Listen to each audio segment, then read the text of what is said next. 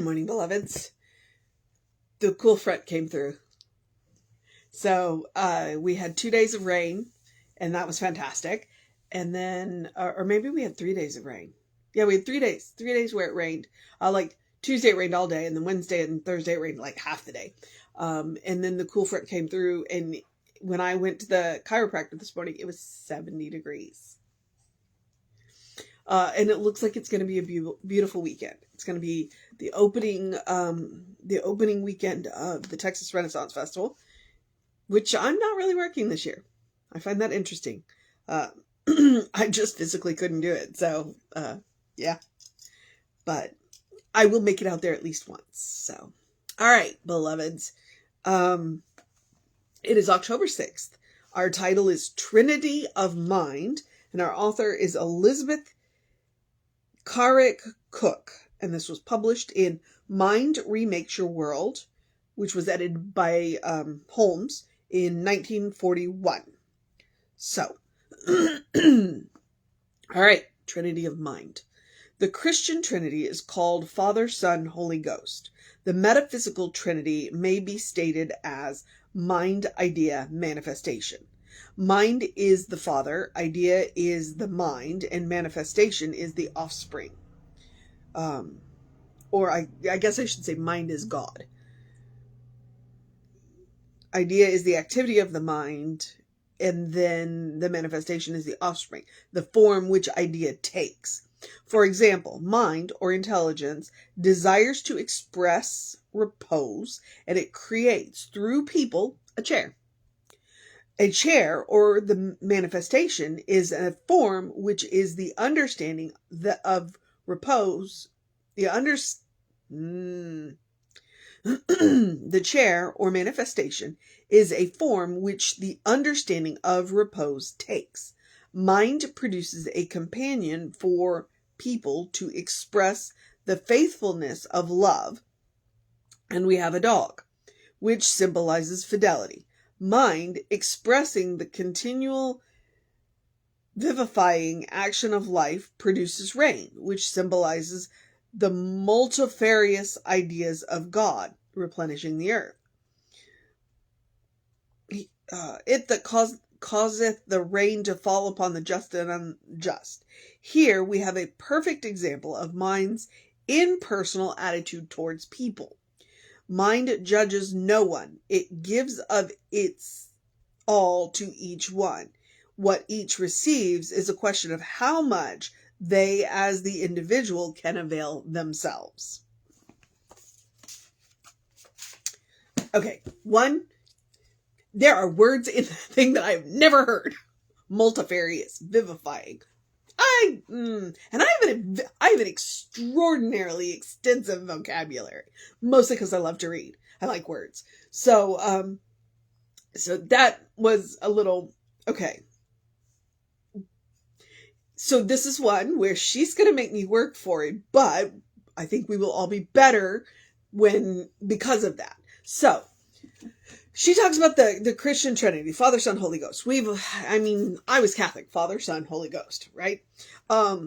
Which, interestingly enough, in the Greek tradition, they do the same thing, or in the Eastern Orthodox, they do the same thing. Father, Son, but then they do Holy Ghost. So instead of, they do it the other way. And I was like, that was hard because I'm so well trained. You can see years and years later, I can still do that without even, but point being, so what she's saying is, if we're going to turn that, the metaphysical Trinity, because we do work on a Trinity, she decides it's mind, idea, and manifestation. Okay. The mind is God. The idea is, well, except she changes it a little bit. She says idea is the activity of the mind, which might be the Holy Ghost in this one. And then she says the manifestation is the offspring. So that manifestation would be the Son. And you can see why I struggle with the Christian Trinity. It's like Father, Son, Holy Ghost. It's God and Christ and Holy Enlightenment, I guess. The Holy Ghost would be the enlightenment. Okay.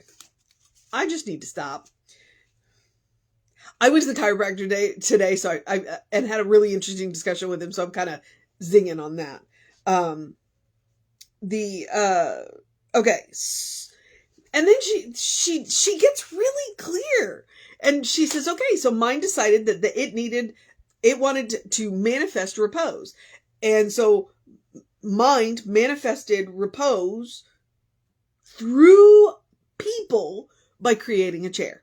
So the mind said, you need something to rest on. So let's create something to rest on. So mind gave the person the idea to create a chair, and therefore now we have something to repose on.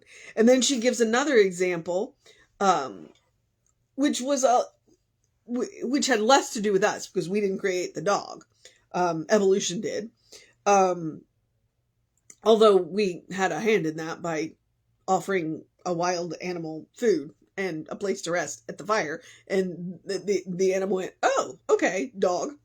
And then she does it again with the rain, but then she uses the rain because she says this is, that's where she's starting to make up words. I swear. Mind expressing the continual vivifying action of life produces rain, which symbolizes the multifarious ideas of God replenishing the earth. And then she says, and you know what? Rain comes from God and it falls equally on the just and the unjust.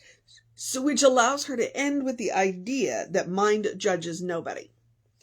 That it gives all of its all to each one. And that's one of those things when we talk about God is fully present in every point of everywhere, because God is not limited by time and space. So the fullness of God is present in you right now. It's up to you as to how much of God you will avail yourself of. How big is your mental equivalent? How big is your mental container? How much are you willing to accept? And that's what she's like, look, this is the way it works. I mean, from an idea of repose to a chair, from an idea of companionship to a dog, from an idea of replenishing the earth. Let's talk about rain. So she goes from a pretty material to and then she says, now let me remind you, all of God is available to absolutely everybody. There is nobody that all of God is not available to. God does not judge. We do. I mean, we were given the discernment, and we were given the ability to judge how we use, and so, we have the fullness of God available to us at all times. Because the rain falls equally on the just and the unjust. So you can't look at somebody and go, well, you're not a good person. You don't have the fullness of God. Yeah, they do. They may be making interesting decisions with the fullness of God within them. And so that's when we run into those situations where we treat that they remember who they are.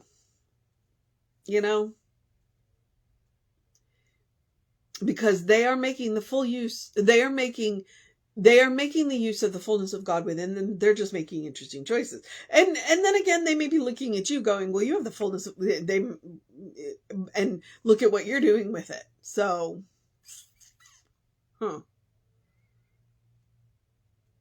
yeah. All right. Short, but she makes you think. I would encourage you to read, because some of these words, the multifarious ideas of God replenishing the earth. Here we have the perfect example of mind's impersonal attitude towards people. Mind judges no one. It gives of its all to each one. What each receives is a question of how much they, as an individual, can avail themselves.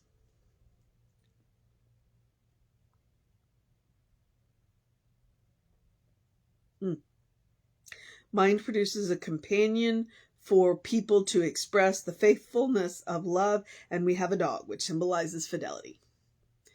I'll take my cat. My cats are very loyal. All right.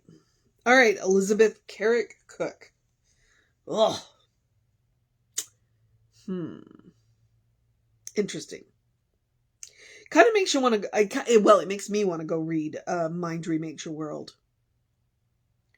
The mission today, should we choose to accept it? Let's go there.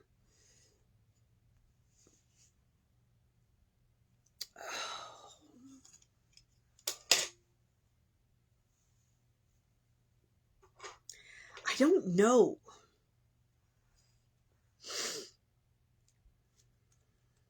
I really don't know. It's one of those where I'm looking at this going, she doesn't give kind of a clear-cut mission.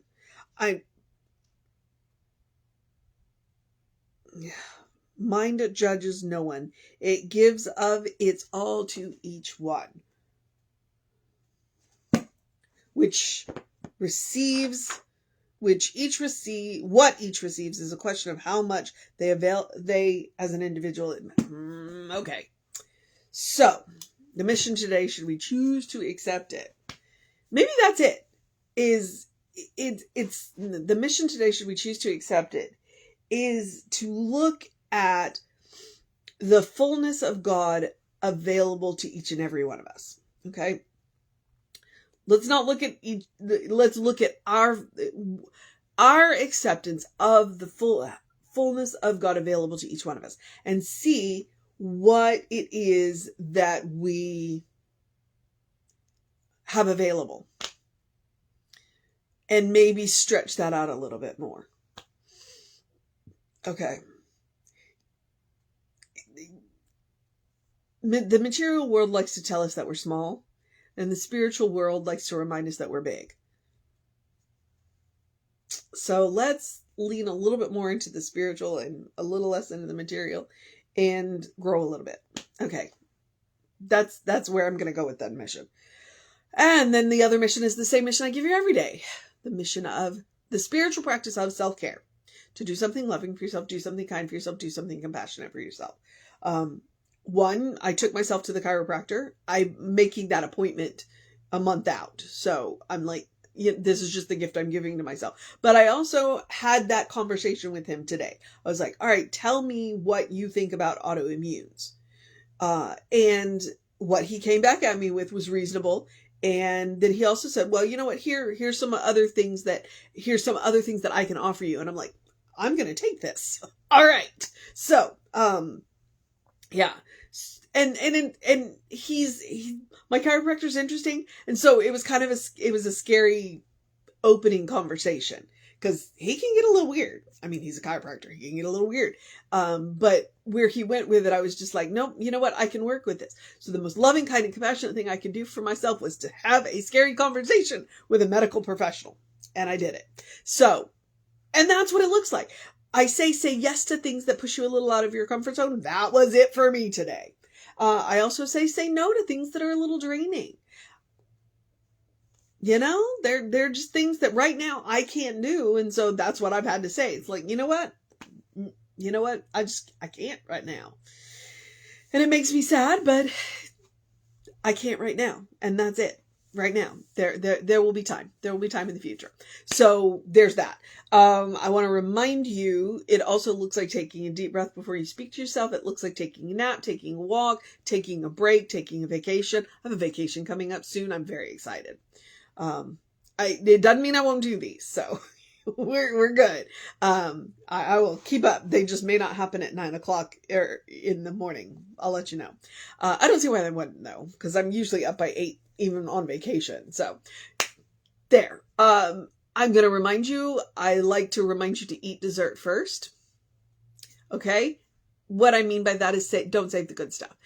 Go ahead and go out of your way to make the ordinary extraordinary a little more often. Use the fancy dishware, glassware, silverware, wear the fancy clothes, go ahead and burn that candle while it still smells good. Write in those really nice notebooks. Do all that stuff. All right.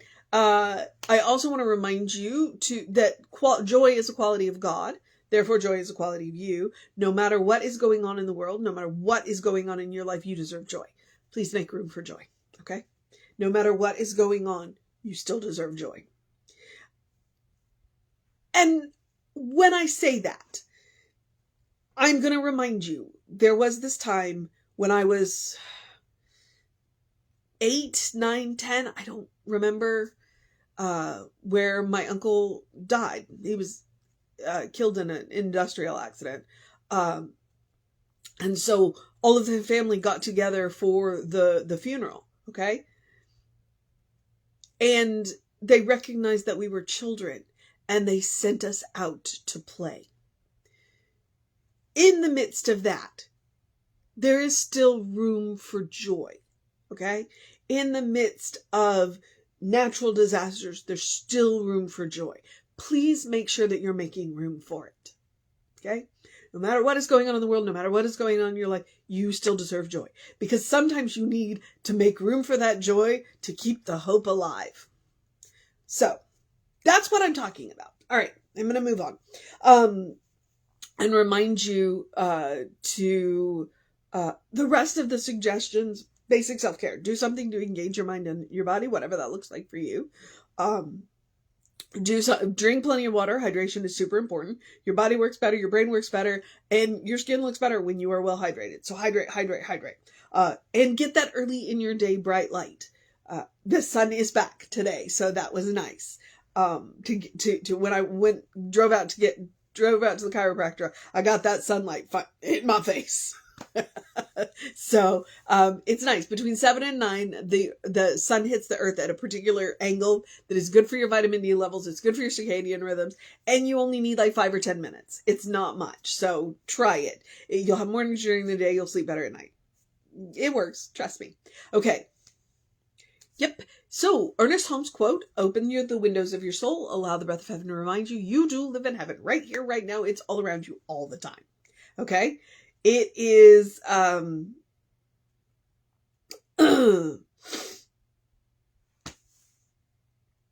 it's a mindset. It's a state of mind. It's a state of consciousness. When you learn it's not a place you have to get to, but a state of mind, a state of consciousness that you create, then any place you are can become heaven. Okay? That is a superpower. It's also a state of grace, because once you learn to do it, nobody can take it away from you.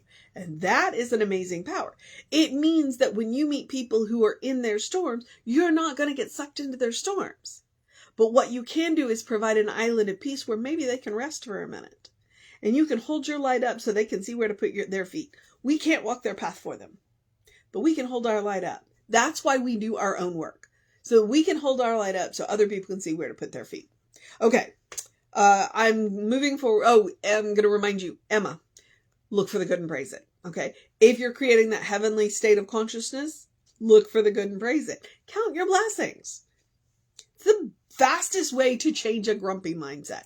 Random acts of kindness, acts of volunteer. It's all count your blessings. Okay. Social media. We are Creative Life Spiritual Center, Creative Life Spark. I'm the Running River. I am on the social medias that I am on. Please feel free to avail yourself of all of that. There are hours and hours and hours of content on the YouTubes and the Facebooks. So please feel free. You want to know what's going on with the center? Email info@creativelife.org. That gets you on the constant contact. And you get about one email a week, and it will get you the constant, hot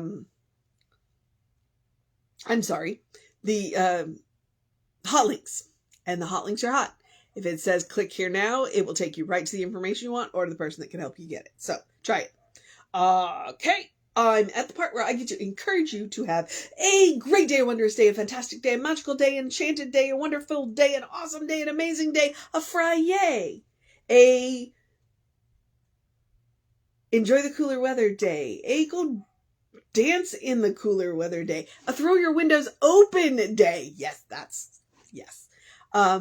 A good day, a loving day, a kind day, a compassionate day, a drink plenty of water day, a good day. And if that is too much pressure, if that's too much pressure, simply have a day. You are enough. just as you are. You're a beloved child of God in whom God is well pleased and well represented. Always. Always. You are a divine spark, a brilliant light. You are spirit in motion. You are God in action. You are, as Reverend Jesse likes to call us, a godling. All right?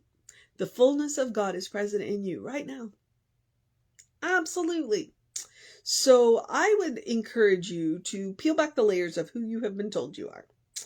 By society, by culture, by religion, by gender, by people that know you, by the people that don't know you.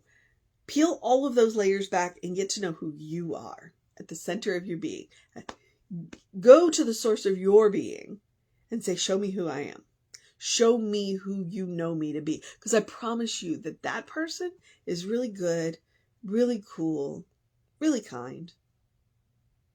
Get to know that person. All right, beloveds, I'm going to move into the process of my day. I'm going to remind you, Reverend David should be on around 5 p.m. with you. I will be back with you around 9 a.m. tomorrow. I know the Texas Renaissance Festival opens tomorrow, but it is going to open without Molly Bookwinch this year. So I'm going to go to the park and throw peanuts to squirrels. Take care of yourself. Know that you are loved, and I will see you next time.